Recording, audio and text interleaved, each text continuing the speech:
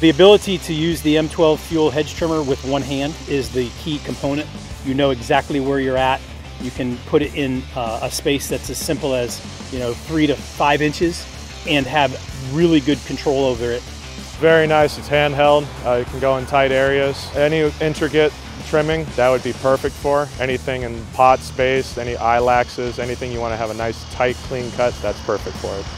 When you're cutting in tight spaces, to be able to have an extra hand free means the world to us. Yeah, the M12 hedge trimmer, very powerful, very lightweight. I can go all day with it. It has enough power to get through smaller, woodier plants. It definitely had enough power to trim just about any hedge up to about a ½ inch. The speed of the cut, I think, is ideal. It cuts very fast. The speed is very good. I kind of felt like it was revolutionary, where it was such a new, ideal product for a landscaper that focuses on detailed trimming. I thought it was a game changer.